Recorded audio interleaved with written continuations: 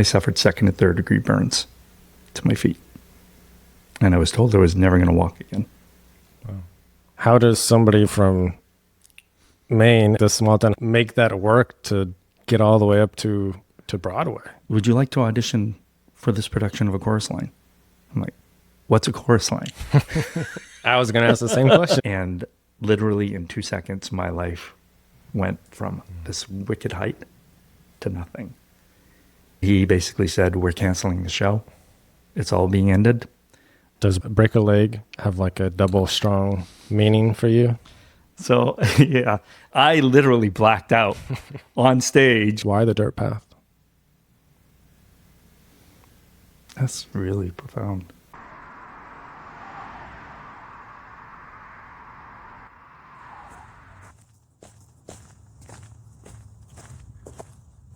How has it been back, like just being back in Maine? Because it's been how long since you've been in Denmark? A couple of years? A year. So we come back every year. But we moved away about a year and a half ago. So last year we came back for a week. And it's kind of strange coming back to where you were living for 10 years in Bath, for example. And before that, we had been in Maine on and off since 2005. Thereabouts. And for about 7 of those years, I was still working out of New York City. So I was, till 2012, still going back and forth from Maine to New York, and still performing and still traveling and still pursuing that as well as doing other work.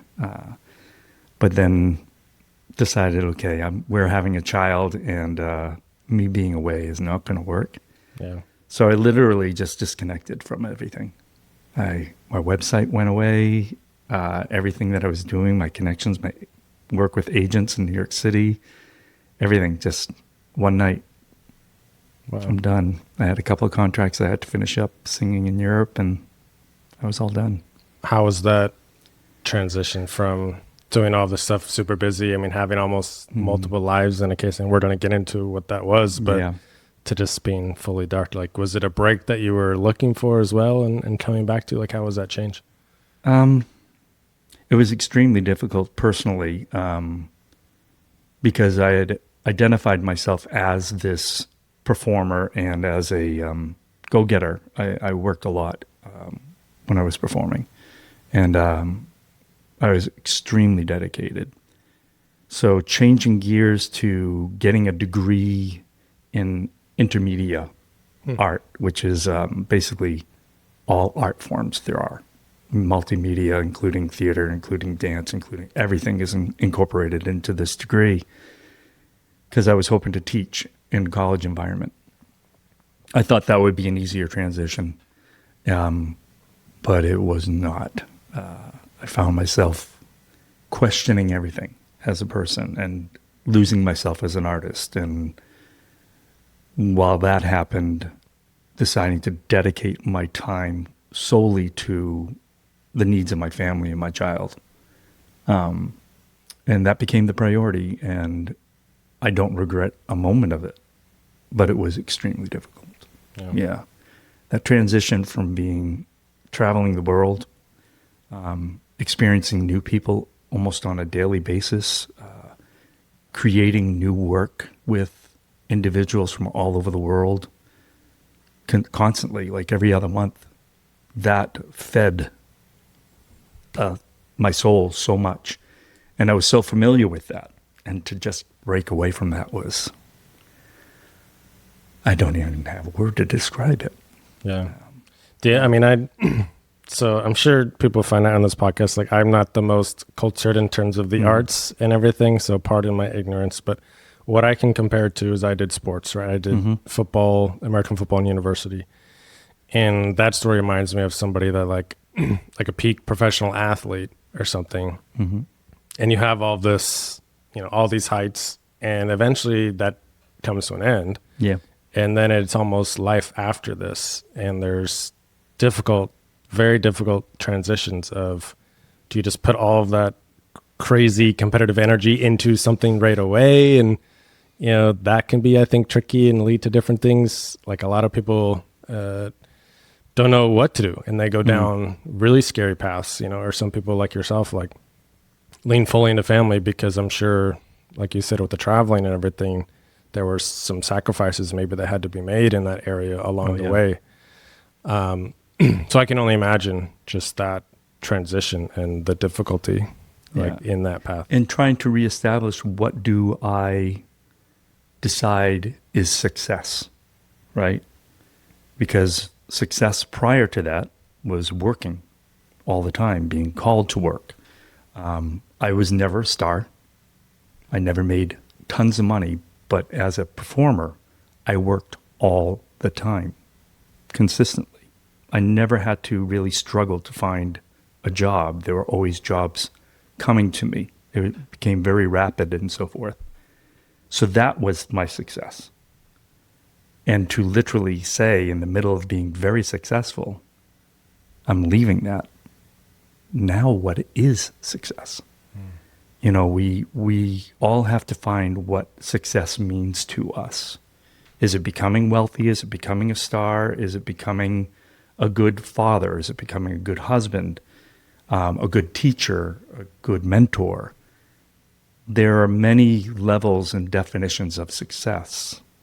And when I was younger, it was hard to understand that that concept could be true, you know? And I had gone through many challenging periods of my life, even when I was successful as a performer. But changing gears like that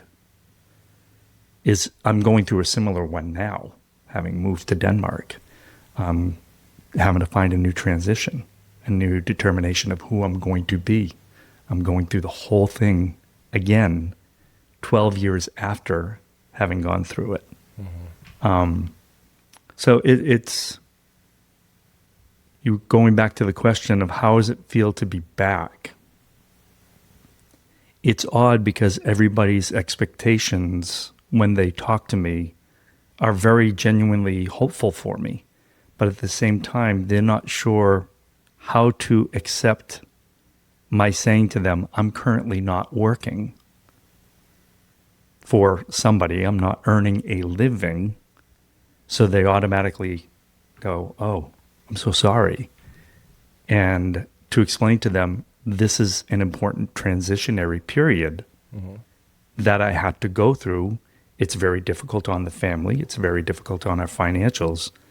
But this transition is really important, and to do it correctly so that I can move forward instead of just rushing into something immediately when I got there and trying to fit myself into a circle when I'm a square, or vice versa, right?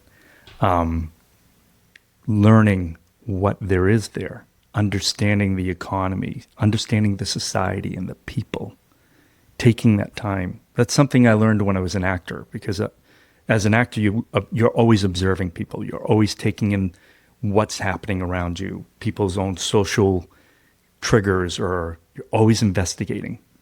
You're looking at how people act with each other, interact with each other, how society is working as a whole. You're always studying. So I think that's something that a lot of people, when they're transitioning, sometimes will rush through. And again, they'll place something as success, but they won't find happiness. Do you know what I mean? And fortunately, I've constantly been able to find happiness for a very long time. And I've also been fortunate to have the support of somebody who loves me, and I love genuinely with all my heart, who has been patient. And that's something that I know many people don't have. Yeah. So I'm really, really fortunate to be able to take this time to transition. So it's pretty incredible what's starting to now finally starting to manifest. And it's exciting to what I think it's going to become. So it's awesome. I want to get into back up a little bit, and so the audience can kind of know the success and everything that we are talking about, right, to give a little bit more clarity. So you're from Which part of Maine are you from again? I'm from an area called Lewiston, Maine is the area I grew up in, but I'm even from a smaller town on the outskirts of Lewiston called Sabattis. Okay. I was the only boy in my grammar school class. That's how small. Yeah. And again, I'm going to be relating a lot of things to sports because I feel like maybe that's the closest. That's where I started off. So, one thing I'm really curious about, Dennis, is like, so for me, again, I played, D2 college. I'm not the greatest, but I had some sort of talent and I was the kicker. And basically the way I realized is freshman year, there was for tryouts for football team, there's all these different stations. Oh yeah. And there was a ball on a tee, and I played soccer all of my life. So I kicked it super far. They're like, you're the kicker. And I did some practicing, we found a coach. Like with kicking, you have to find specialized coaches. Yeah. And pretty quickly realized like, I have a talent for this. Yeah. I can kick the ball far. I'm pretty consistent. I don't really know what I'm doing yet. So the fact that I have that then, like if I get good training, I can do something with that. Right. What you're known mostly for, what is it? Your opera singing, would you say? Your acting? What would you say like the top thing is? Originally, so it's transitioned constantly. Okay. My story is really weird. When I was young, very young, I had the opportunity to do a small play. I was, I think, 10, 11 years old. And I always sang in church. My family is very musical. We've always sung. And I got in this little play playing Pinocchio. And I fell in love with it. I fell in love with doing it. I just felt like all of a sudden I became alive and free. But I came from a very, very poor family. 6 kids. Both parents were working 2 jobs. There was a period of time when I was around 5, 6 years old. We were homeless for over about a year with 4 kids in the family at the time. So a lot of struggles, a lot of hardship. So the concept of even being an actor was, no. The moment I felt it, no, can't do that. So I just buried that idea and I focused on hockey because I was a very good skater and I had a lot of speed and I took it very serious. I wanted to be a professional hockey player and I even played some junior Olympic hockey. So it was pretty amazing, but I wasn't growing. I was 4'10", playing against 6'3" guys, and I suffered a couple concussions and was asked to stop playing because I was getting injured. And I was aggressive on the ice, which doesn't work when you're 4'10" against 6'2", 6'3" guys. So I was lost throughout high school. Absolutely lost. Did some theater in high school, trying to figure out where I was going to go, what I was going to do. Now looking back, I know I had ADHD. I still have ADHD.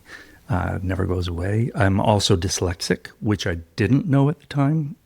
I don't know, but I'm fairly old. I'm not young. So at that time, they didn't even have any knowledge of this. So I really was floundering. I went to the seminary because I was going to try to be a priest after high school. I got kicked out after a month because I was too controversial. I was asking too many questions. And I still liked girls, so that didn't help either. So I found myself going to college for accounting because I was good with math and numbers. And while I was in college at Franklin Pierce College in New Hampshire, I was working in the cafeteria and a hot pan of gravy fell on my feet. And I suffered 2nd and 3rd degree burns to my feet. And I was told I was never going to walk again. Wow. Not without a walker. I was very fortunate that I met this doctor, Dr. Owen Pincus, in Portland, who said, you're an athlete, you're strong, you're in great shape. I think you can heal completely, but it's going to be extremely painful. And he suggested taking ballet lessons as my physical therapy. And so I started taking ballet lessons. And within a few months, I was walking again. A couple more months, I was dancing.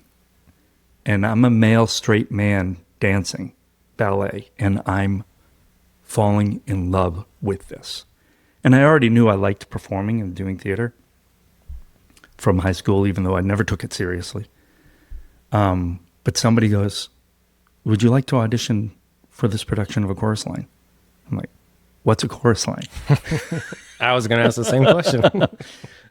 So it was a Broadway show, but at the time it just had gotten released to be done by community theaters and so forth. And so I said, sure, why not? And all of a sudden I started being asked to do a lot of work because I was a straight male dancer who could sing. I'm like, I didn't even know this was a possibility, that I could actually do this. And then I got offered a real job up in Bar Harbor to take over a role. And it was a role to do tap dancing. It was a role called George Cohan. I was playing George M. Cohan, who's a famous Broadway producer or director from the early 1900s. But he was a hoofer, a tapper. I had never tap danced. And they're like, do you want to do the show? And I'm like, sure, I'll try anything. It's in the middle of nowhere. Nobody's going to know better or not. And I learned the show in 2 days and took over the lead role in 2 days. And it just, I realized at that moment, okay, maybe this is what I'm supposed to do. Mm. And I just rode the wave, so to speak, you know. I ended up starting to go to New York. I went back to college, the same college I went to originally, but now for theater and dance. Managed to get a full scholarship by the president of the college, and his wife ended up paying everything on top of it. Finished school in 2.5 years instead of 4. So I was doing 60 credits a year, 30 credits a semester. It was insane. Wow. And going to New York every weekend and sleeping in my car. I would leave the school on Friday afternoon, drive down, sleep in my car, go to Broadway Dance Center and Steps, take dance lessons and acting lessons while I'm in New York. Sunday night, get back in my car and drive back up to New Hampshire and go to school all week. And I did that every week for 2 years, basically. And then I had my summer theater jobs. And the day I graduated college, I went to New York. I had a position working for Paul Taylor Dance Company. And I danced there for about a few months. I quit because that's a whole industry that I wasn't ready for. I was still a country boy from Sabattis, Maine, and not ready for what the city was about to offer. And there are some wild stories inside of all that. Really crazy stories. I worked as a bartender while trying to get my head back together, and met Prince and worked at Studio 54 as a bartender. Yeah, this was during the big heyday of MTV beginning. And there's a whole thing that with Prince, he's the one who basically convinced me to go back into performing. Because Wow. I didn't know what to do anymore. Because when I quit that job at Paul Taylor, I was like, I'm done. I have no choice. And he was the one who's like, no, what are you doing? Come on, get back out there. Do what you love. It's a pretty incredible experience that I got to have with him. Then I just had a very successful career with a lot of upturns, downturns. It's life. Mm. Yeah. And then I did that. So I worked as a professional actor in New York, LA, and Europe from 1992 till almost 2012. So fairly long career. Took some breaks here and there by choice to recharge. Yeah. I guess I'm just so curious. I want to lean into a little bit those ups and downs because, like, the other part of your story is you're from a small town in Maine. Yeah. And it sounds like you'd be going to New York in different phases, but you were coming back to Maine as well to do a lot of stuff. I mean, how does somebody from Maine and like this small town, how do you make that work to get all the way up to Broadway? Yeah. The industry in Broadway is very odd anyways. People are coming from all over the world. to perform in Broadway shows or to perform in what we would say is a Broadway national tour or any of those things, the highest level. It's just like for film and TV. Once you get to a certain point in the industry where you have some success and connections, you typically don't have to stay in New York. And for a certain amount of time, I really was present in New York, but I was also present with an address, present with an agent, but I was on tour.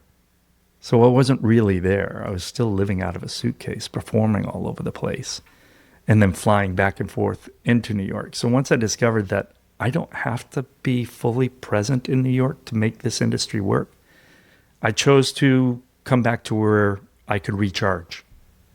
And Maine was a place I could recharge. It was always the place that when I needed a real break from the grind of the industry, even when I was living in Los Angeles, I was coming back to Maine for a couple of weeks at a time to recharge because just needed it. It was when you have such a solid foundation in a place and you know that that place is where you can gain stillness that you need to find yourself again. That's why Maine was so important. And I think you see many successful, going back to that, people finding their place to go back to regain focus and insight. And when I've read stories, I read a lot of biographies, tons of them. And you typically will see that it's those moments that have garnered the next move towards success for each of these individuals. And I could see that happening even in my career. Every time I took one of those breaks, I had another advancement or another breakthrough, personally or business. So having that opportunity to recharge and to be in a safe place to do so. That's why I kept coming back. Yeah. And I was looking at a little bit of your background. I mean, it seems like you were kind of just doing whatever you could to make it work. Yeah. Like I saw you were going maybe in and out of like normal jobs as well. I saw you work for like, what was it, a recruiter? Yeah. For a bit of time. Were you still doing like the theater and everything on the side and like teaching? Like, how was that period of just, was it literally just, you know, you're doing all the networking, waiting for the gig? What job can I do in the meantime? Did you give up? Like, what was it like? Well, it wasn't. So when I first left I left New York fully in 2004.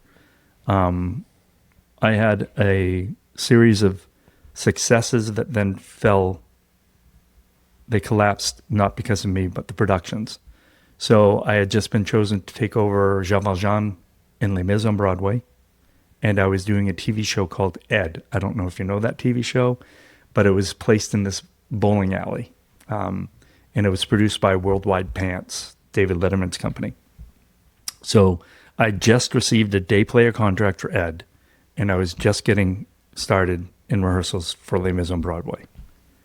And I finally felt like, okay, now I've made it. You know, I've got these two things happen. My wife was working in Connecticut. She was running a horse barn, and she was training 28 horses. It was crazy, her job. Oh, yeah. So I'm like, okay, I've made it. I've got these two huge contracts. This is the beginning of really, really being established. So I'm filming episode of Ed. We're in the last episode of filming for the year. And we're all brought in and we're thinking, you know, the last episode, you're going to be partying. So I was playing this bartender in Hurley's bar. I was having scenes with people like Burt Reynolds and things like that. And it was really cool. And I had just signed this day player because I was going to be now in the show. So we get to that last filming and everybody's expecting the year-end party that they typically have. And we all go into this room and there's nothing in there. And everybody's going, what the hell's going on? The whole crew, everybody didn't know what was going on. So David Letterman's assistant walks in and says, David's here. He wants to talk to everybody. Could you guys all have a seat? And literally in 2 seconds, my life went from this wicked height to nothing. And he basically said, we're canceling the show. It's all being ended. And it's because a few of the cast members have decided they want $1 million an episode. I don't get $1 million an episode. The principal lead that the show is named after doesn't get $1 million an episode. I don't want to be held hostage. We're canceling the show.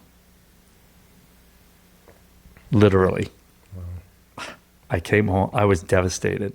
But I still had my Les Mis contract because I could do both, right? Because filming is during the day and my shows, doing Les Mis, I was only supposed to do 4 shows a week. And I worked it out so that the schedules would work out perfectly when we were filming. So I go home and I tell my wife, and she's like, oh, that's a blow and it's going to hurt. But you still have Les Mis, you've got Broadway. Something else will line up. So I'm going into rehearsals. I had only started, I was in my 2nd week of rehearsal when that happened. So this is now 2 weeks later, and I'm walking in to go to rehearsal, and I'm already following the show. I'm getting ready to go into the production, and I get called to the stage manager's office at the Imperial Theater in New York. There's somebody who wants to talk to you. And it's literally Cameron McIntosh, the 2 major producers sitting in the room. And I'm going, oh, wow, maybe I'm going to go to London. Maybe I'm going to, thinking, oh, my God, this is incredible, meeting the real people that run the whole thing. And second major hit in a row. We wanted to tell you this personally. We're going to pay out your contract for the next 6 months. But we are closing the Broadway production. We are also closing the tour. We are giving the people on the tour the opportunity to come into the Broadway show and take over the roles so that they can have that credit. But as of today, you're no longer going in. So what was that, within like a few weeks? That's literally within 4 weeks. Like, wow. One happened 2 weeks prior to that one.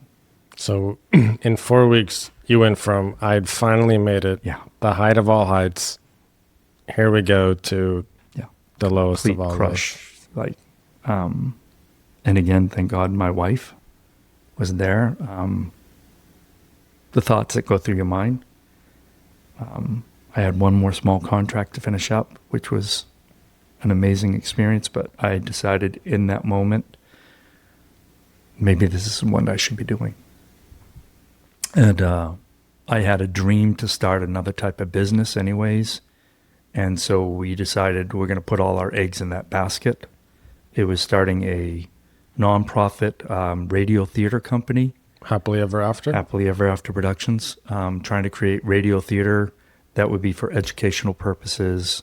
And this was before podcasts. This was before, MP3s hadn't even really come out. It was way ahead of everything. Again, I think we were so far advanced compared to what other people were thinking was possible, because we were already considering, how can we do this for an MP3? How can we make this do a thing with McDonald's so that they can have the characters from these books that are radio plays, so the kids can go home and listen to it and play with the little figures and all that. We had a whole business plan. We worked really hard, my wife and I, on it. We got it started. We had a few radio plays that we produced. We had the Corporation for Public Broadcasting very interested. We went and tried to get money from them in Washington. We were chosen to go down and show what we had. We were not chosen because we had no track record. We weren't in the industry. But they loved the concept and they thought it was really amazing. And radio play, I still think, has so much potential because it allows the imagination of the child to really take over. It allows them to become characters. And theater itself is incredible for learning and for teaching, and especially for learning how to read and to write. And so we really put a lot of effort into it. It was a nonprofit, so we had a board to answer to, so they made the decisions ultimately. I wanted to go education, and I really wanted to lean into that and bring it into schools and into people's homes. They wanted to go really strongly into radio, and we had to follow what the board says. And I still think it was a mistake.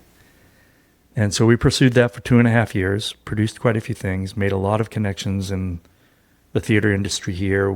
I still had my connections in New York. I still was doing concerts, and I was still singing and still doing some recordings and stuff as a voiceover actor for Disney and stuff like that. So I still had some work going on, lacing into it, but predominantly really putting everything into that for almost 2 years.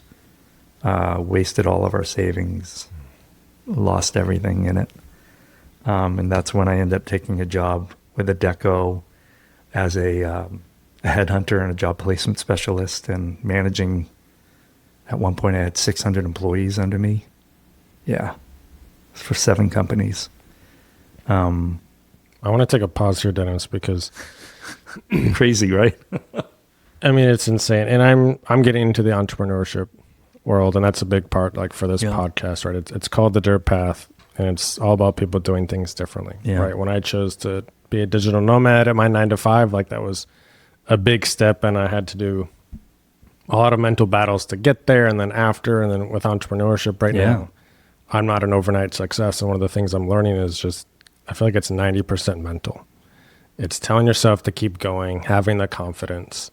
Yeah. I can imagine it's the same thing for your path. I mean, you had, again, these two height of heights to, like, these low moments. You do this thing for a couple of years, and, like, it sounds like it had successes in some, definitely in some ways, but in other ways didn't fulfill what you guys were looking for. Like, how do you mentally keep going after, like, what did it feel like to then go back to this 9 to 5?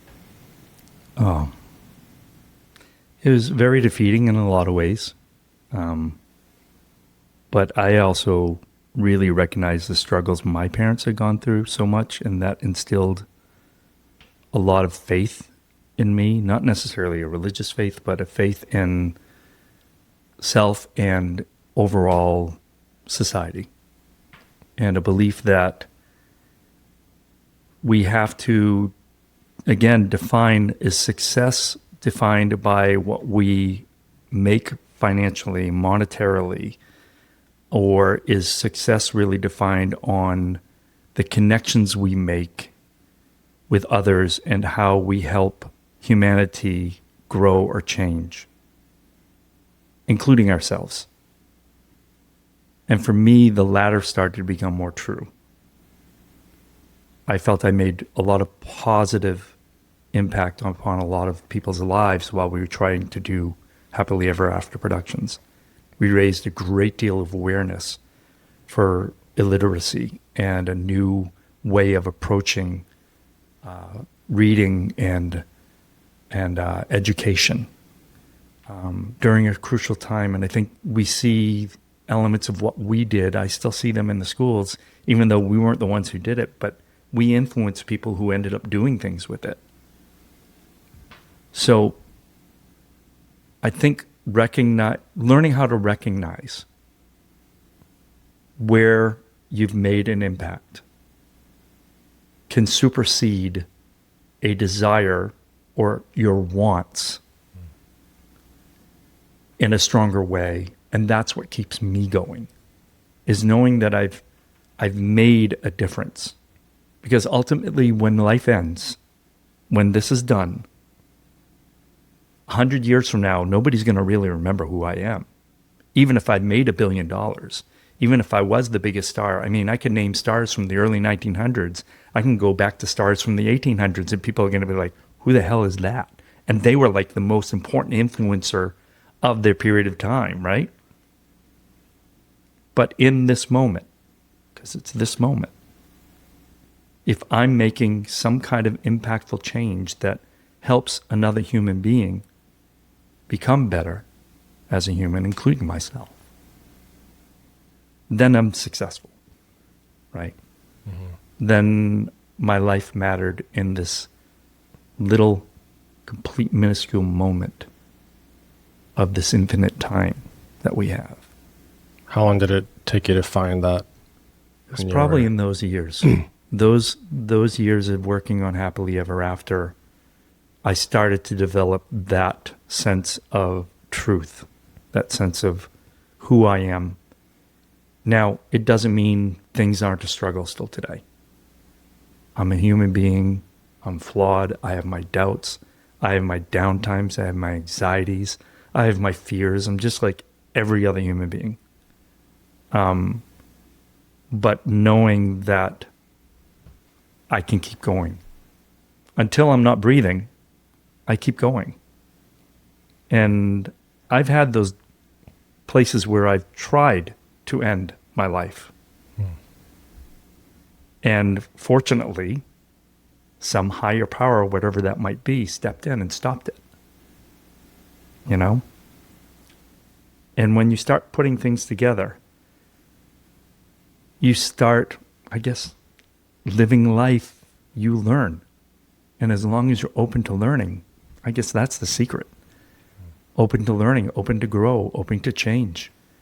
I'm definitely not the same person I was when I was a child, or even 10 years ago. You know, I'm not the same person I was a month ago. Yeah. And so growing, changing, keep going, you did. Yeah. Does break a leg have like a double strong meaning for you? So, yeah, I never used break a leg because I always felt that was kind of ridiculous. I used to say, keep your sticks on the ice as a hockey player, because I broke my nose so many times playing hockey. So my phrase to my kids and to my students and to everybody has always been, keep your sticks on the ice, because it's actually safer that they're down there than up in the air. But break a leg is always been I never really understood that saying. I know where it comes from. The theater saying comes from. But it never hit strong with me. I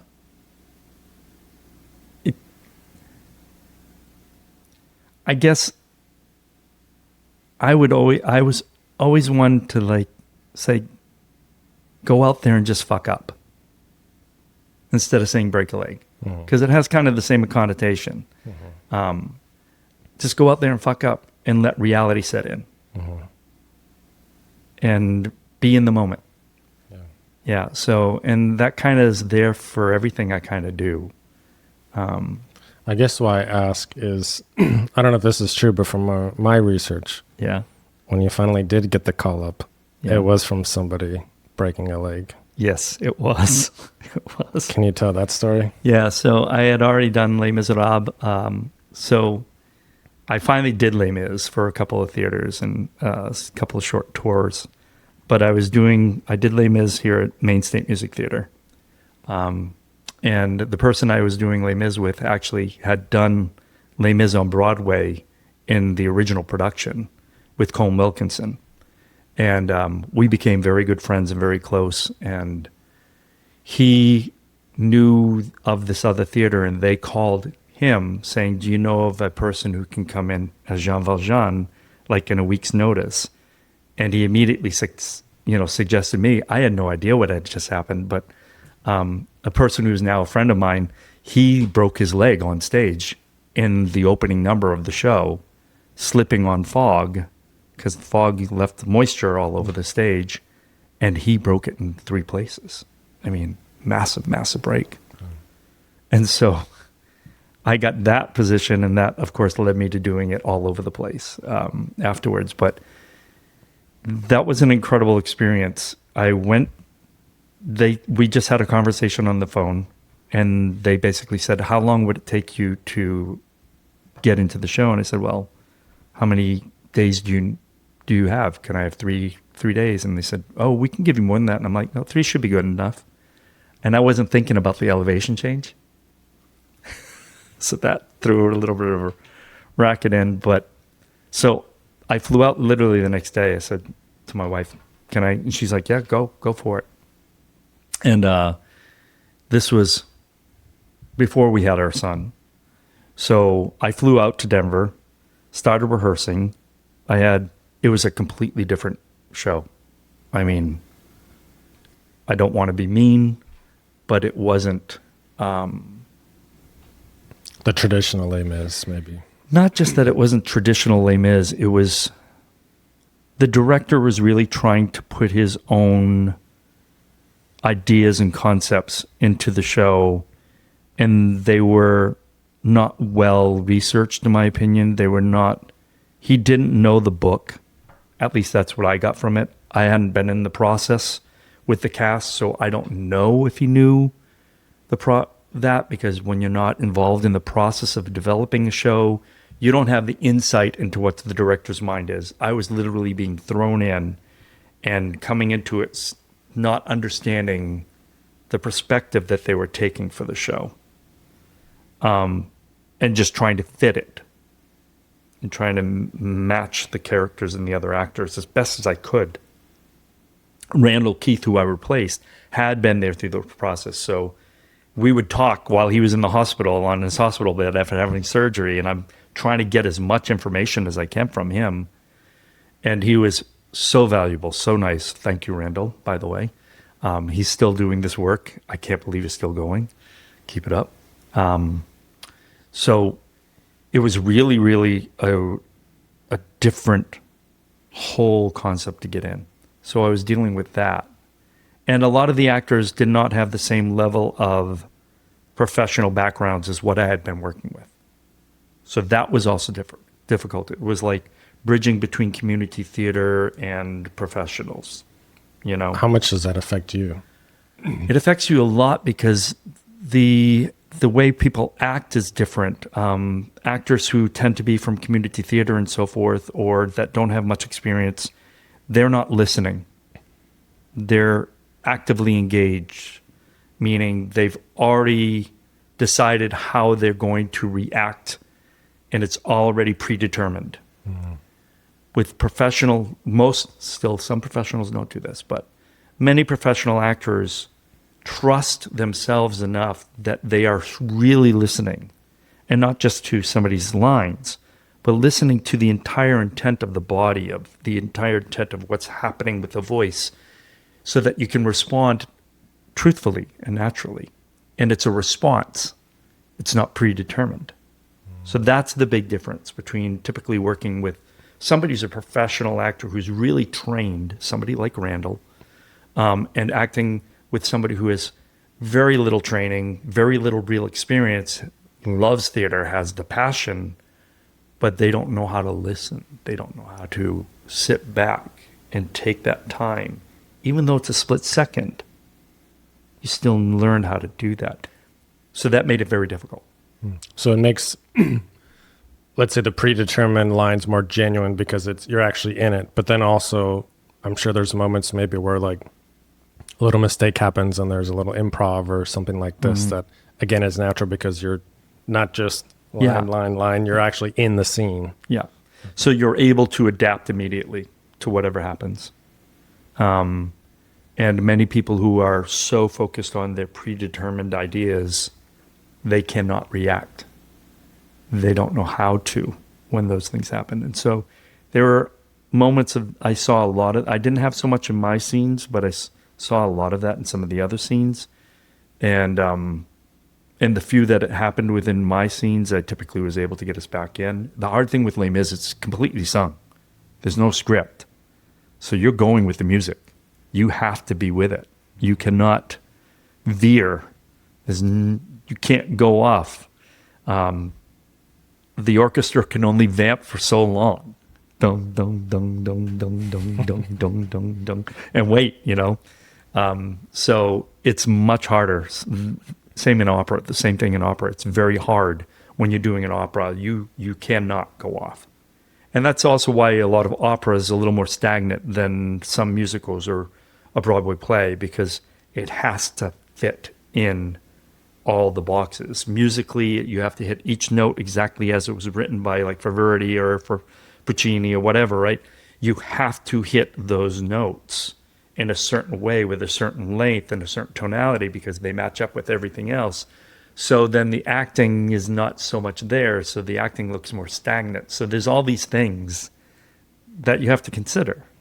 So there's less freedoms the more it's given You know what I mean? Structure. The more structure that there is, there's less ability to make it your own, play with it. So, and again, I'm pulling the parallels with sports. So like when I hear this, I'm like, it's a star quarterback gets injured, you know, and their backup is already injured or something. So they got to take a guy off the streets with a couple days practice. Right. An offense he's never learned and going in like a playoff game. Right. Or something like this. I mean, how did it go? It was a success. The hardest part was the third day in the show because I hadn't acclimated to the 1 mile high, you know. There's this one number at the end of Act 1 called One Day More. And the director wanted me to slowly kneel as I sang this long high note. And Randall warned me about this. He said, this is going to be hard. And I'm like, no problem. But on the third day, because adrenaline carries you for the first few days, you know, your adrenaline just takes over. And finally, I kind of relaxed into it, and I wasn't prepared. And I started singing that note, and everything started going like this. It started closing in. I could see it blackening while I'm singing the note and going down on my knee. And literally, I sang the whole note. Obviously, everybody said I didn't stop singing, but I literally blacked out on stage as the blackout was happening for the act. And it took me a while to come back, and it was the lights coming back up in the house, and I was still there on my knee, standing, you know, still like this, and everybody's like just looking at me like, wow, he's intense, you know, and actually had no idea that I had literally blacked out. Yeah. You were going all in, Dennis. Oh, I was all in. It was crazy. And then I get off the stage and I'm like, what the hell happened? And they said, oh, you blacked out, man. That was so cool. They were all joking with me. And I'm like, and none of you thought to pick me up and take me off the stage. Wow. It was pretty funny. But the show went really well. I became very close to a lot of them. I felt that mentorship thing starting to happen, and where I was able to be a mentor, and I started finding that that's where the love of being a teacher became reinvigorated in me, doing that production. And it was there always in the past, because when I was on the road in shows in the past, I was working in boys and girls clubs, and I was giving free acting lessons in inner city kids, and doing all kinds of work. When I was in the town for a month, I was like, I'm not going to sit idly. I'm going to go to the kids. I'm going to go give something. And the education route with Happily Ever After was part of that passion. And then here I am in working with these like community theater plus. I was starting to feel that sense that maybe there's something else for me. Maybe I am a teacher and I could use this as a means to, because I was really, to this day, what gives me more fire and more purpose is teaching more than any performing that I ever did. That's what lights your soul on fire. Oh my God. Yeah. I still love being on the stage, but boy, when I sit with students and I'm working with them, and I'm seeing the light bulbs going off and sharing that knowledge and helping them find their own journeys. There's nothing like that. Taking it back to like the original question maybe I had of like I said, the talent that I discovered in sports. Is there something that for somebody that like you is eventually on Broadway, like, and you have to be so multi-talented to do that. It's the dancing, it's the singing and the acting, all of that. What does talent look like for these kids that, you know, you're working with now? Like, what is a kid out there that's trying things? What's something that they can see or that you might see in them? They're like, oh, wow, like you need to keep going in this. Mm-hmm. Yeah, so teaching in high school for the past like 5 years and seeing many of my students, they're going into all different various fields and trying to help them focus in on that. I think the most important thing that I've learned with young people, especially, is to allow them to have an open mind and not to set into one idea immediately. And that's also from life experience. Our lives change constantly. The more we're adaptable, I think that's the greatest talent somebody can have. It's not all these other, like, I'm a great mathematician, I'm a great scientist, I'm a great I'm an athlete, an incredible athlete. Those are all important talents. But I think having the ability to adapt and having the ability to listen and learn. So what I've been focused on is not necessarily teaching anybody any kind of skill in theater. I do that. I teach acting, I teach dancing, I teach meditation, I teach a lot of different things, science, biomechanics, all this stuff, psychology. But what I'm really trying to teach and to give these kids is the love of learning and being adaptable. That's what I'm looking for in a student. And that's what I focus my teaching on. I don't try to make somebody into a star, because in all honesty, it's not going to be me that makes somebody into a star, but I can help them become a stronger learner and somebody who can adapt and find their truths in that moment, because they're going to keep changing. So that's the talent I try to groom. And I think that's inherently in everybody. But we don't spend a lot of time on trying to groom it. For sure. Yeah, we spend time on teaching them math and those are important. We need to teach them how to learn, how to love it.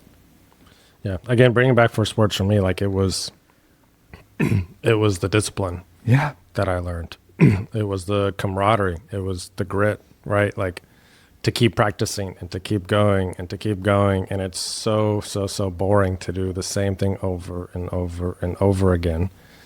You know, for football especially, like if we're not early, you're late. You know, all of that comes with that. These lessons that you just don't learn in the regular school. And adaptability for me makes a lot of sense from what I've learned today in this conversation of, I mean, you're doing so many different things, you know, and just in your life to make it work, you had to adapt. And so I think that's a really big lesson for people of just trying things and getting, okay, you might not be the football star, you might not be the professional actor, but you're going to get a lot of other stuff out of it when you like put your full effort and everything into it. And again, that thing of don't predetermine success. Because in all honesty, if you predetermine your success, you're more than likely going to fail at trying to get that. And so what does that look like for you, Dennis? Like how has success transformed for you, and what would your definition now be of success? Again, going back to what I said, if I can make an impact or change in other people's lives so that their lives are better or they can learn better from humanity and that I can continue to grow. Because as long as I'm growing, I'm living. As long as I'm learning, I'm living. Success is trying to really just live the fullest life. I mean, we hear that all the time, right? Live in the moment, live in the, it's real, but it's ethereal. It doesn't seem like it's tangible, right? So we put tangible things as meaning success. Lots of money, big house, a couple of boats, all these physical things, but then we have so many people who have all that and they're so still unfulfilled. So what do? Let's buy a bigger boat. Let's buy a bigger house. Let's have more money. And they're still not happy.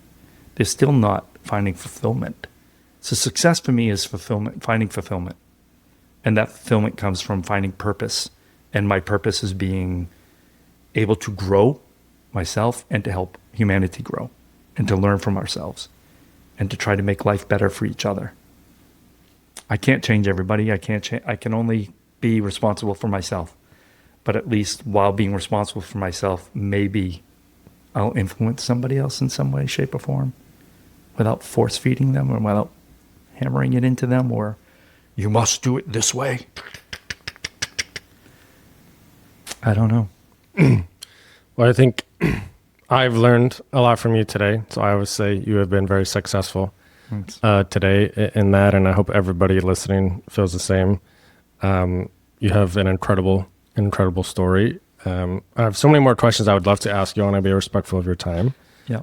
A couple last questions. I guess one is just, I saw you went on, I think that was like that, maybe the Renaissance moment, would you say? Like the second act definitely of the career, and you went on to do was it Broadway Noel or something? Yeah, I did all kinds shows? of concerts and TV shows. And do you have a particular like other favorite moment or something that was unique that you got to do?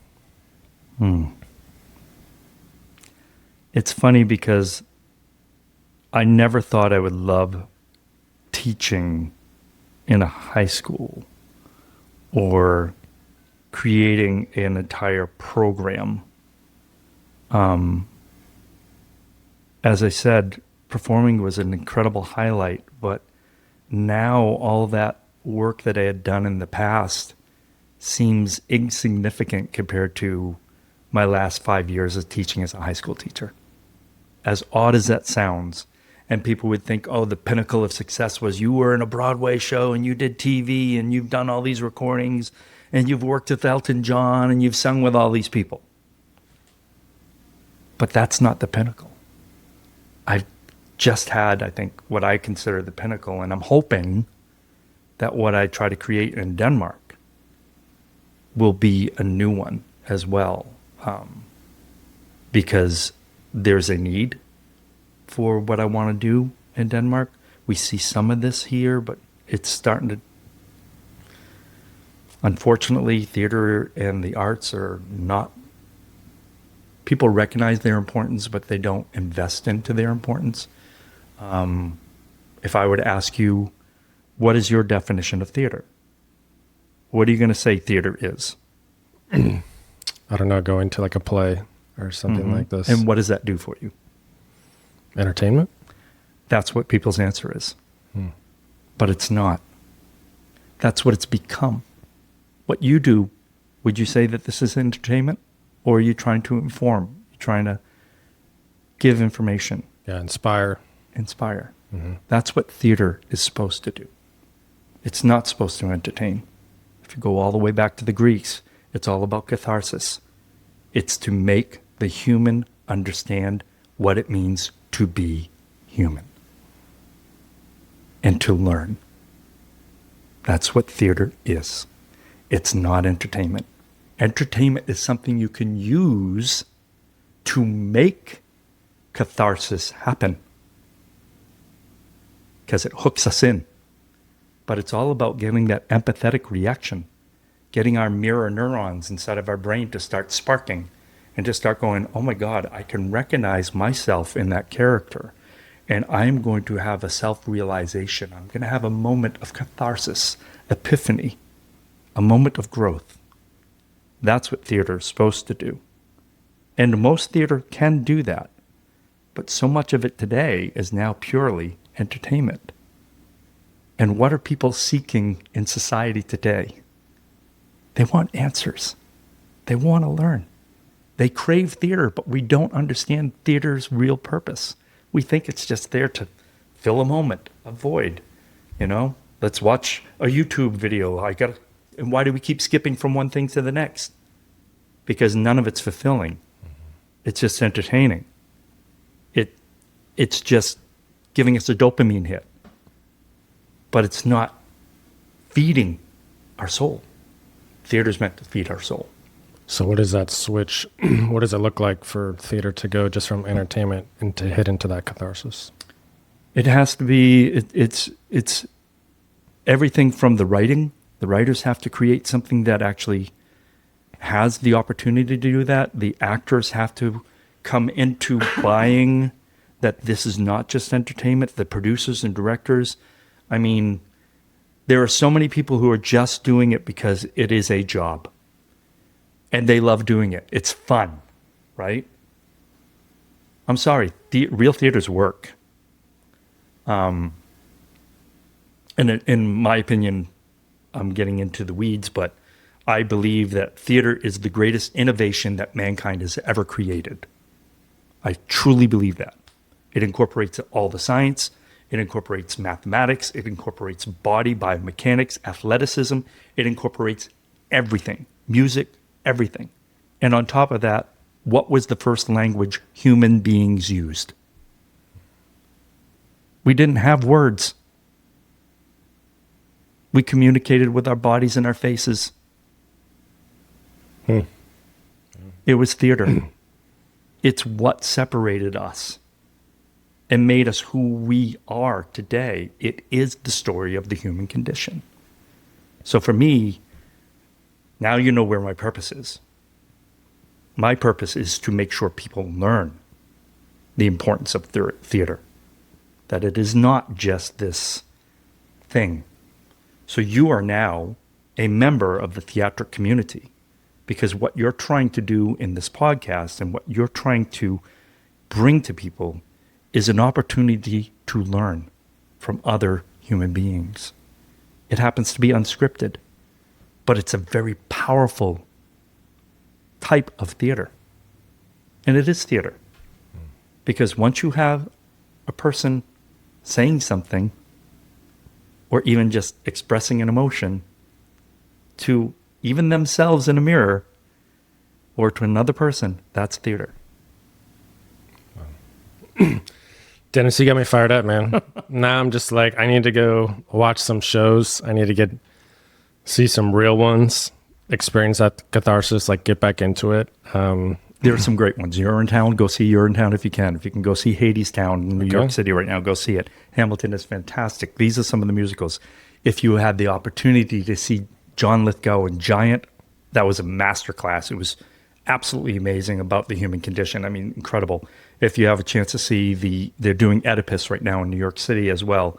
New York Shakespeare Festival's got some things going on. Othello is happening right now.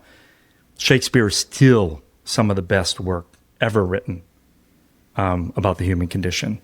If you have an opportunity to see any Commedia dell'arte, go see it, because it's got no lines. It's all about physical manifestations of the human condition and different types of personalities. And it's absurd and wonderful and crazy. There's so much good theater, but there's also merely entertainment. And there's a lot more of that right now, unfortunately. And I still say support it, because every once in a while, that theater is going to hit something out of the park. They may have 1 out of 8 shows that all of a sudden hits you in the heart or makes you have that moment. And even if you have one small moment of watching theater, then they've accomplished. So go. I love go it. Watch bad theater, even community theater. Go. Okay, I'm going to put it on my list. You've inspired me. Dennis, I feel like I could talk to you for hours and hours. I do too. I have to be respectful to your time. Thank you so much for coming on. This was last minute. We just met on the streets the other night through some mutual friends. Could see your passion then. I mean, here it's blossomed right in front of me, and it's been awesome learning from you. I would also love to know if there's anywhere like on YouTube or something people can maybe still see you perform out there. Like, where's the best place for connect? We'll put it on the show notes. So right now I'm developing a new website, which will have some of the videos of some of my work in the past, some of my music, some of the singing that I've done, as well as images and so forth. So we're working on a website because I'm trying to start a new theater, educational theater group. I'm calling it Actor Studio Helsingør, because nobody's really doing what I'm going to be doing. But I'm also starting a small production company that is going to create a consortium of theaters throughout Denmark, where we take a show from show to show to each place. So they produce a show, I produce a show, and we bring our shows to each other. So that's one of the things that I'm working on right now. But I should have a website up in about another 3 weeks. I'll send you the link to that. I've got an Instagram that just got started. So it's taken me a year and a half to first decide what I was going to do in Denmark, because there's a whole other world there. It really is. And I've learned to take your time to figure things out before you just jump into something. So now I've got a plan, and you'll see all kinds of things starting to happen within the next month, because we're at that point of where.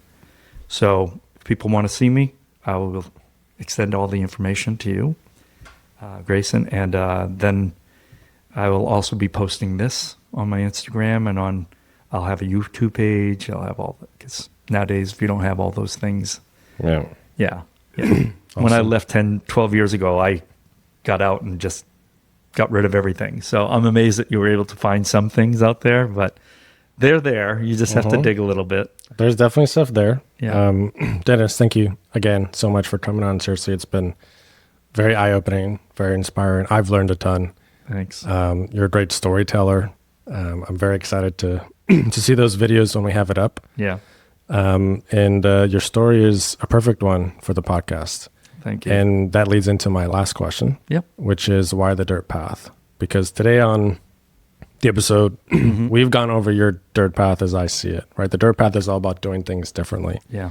And you pursued this passion out of all these different moments that a lot of people would have taken and quit and just left and been down, but you saw each moment the hot gravy as opportunities, right? You seize moments in different ways, and the dirt path is never straight to the finish line. It is windy. You don't even know if you're on the right path. I mean, when you had those big moments and thought you were doing the success, we had to go back and keep figuring things out. But you kept on persevering. You kept on this dream. You did it in your own way, and now you're working to inspire the next generation and teach what you can. But with that, it's not easy. The dirt path is very difficult. I mean, you talked about in the beginning, you were going to New York every week and sleeping in the car, to pursue this passion. This isn't an easy thing that we're talking about. We skipped over, I'm sure, a lot of stuff that we didn't talk about. And so with all that, Dennis, why the dirt path? That's really profound.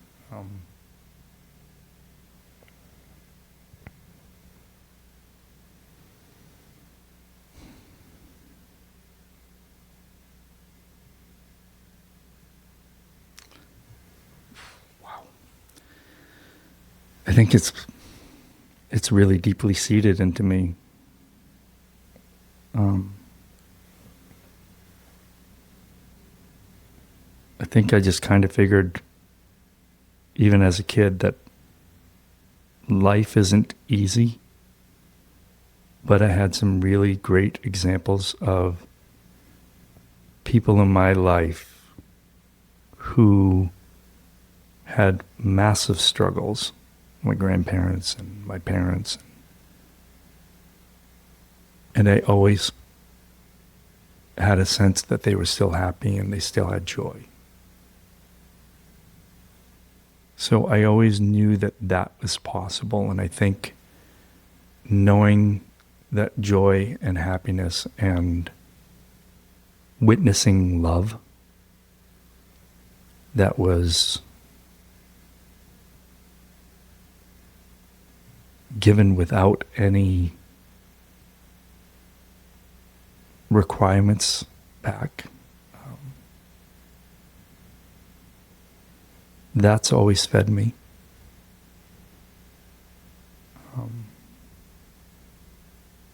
I'm fortunate that has always been there. So maybe the reason I've been able to stay on the dirt path is because I've always had unconditional love given to me. And I know some people don't have that.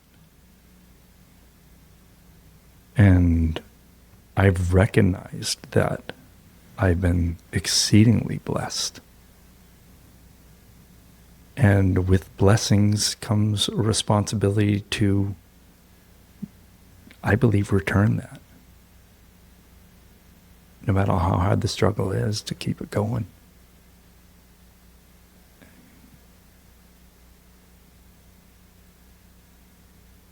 I think about it every day. You know, I really wanted to be a priest in a way when I was young because I believed in the teachings. I didn't believe in the religion, but I believed in the thoughts that Jesus was teaching about unconditional love and forgiveness and being human and accepting. And that's probably what's fed me my entire life.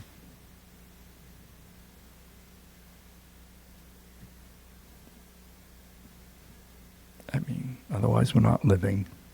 What is the reason for us to be here?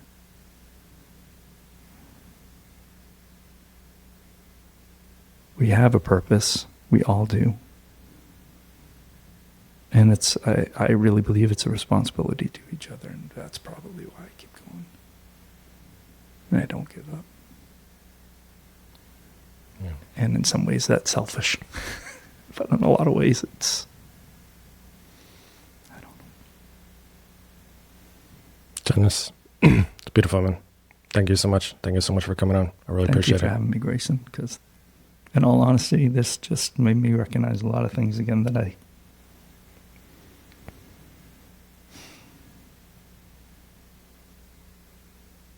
these opportunities are the things that keep me going. So thank you for blessing me with this. Thank you, man. Appreciate you. Thank you. Saw the exit sign flash by, a whisper in the breeze said take a chance, don't wonder why, just follow where it leads. Oh, the dirt path, it ain't easy, no map to guide the way. Slow and hard, sometimes uneasy, you stumble through the clay. No signs to tell you where you're bound, no traffic to obey. But every step on broken ground builds something great someday.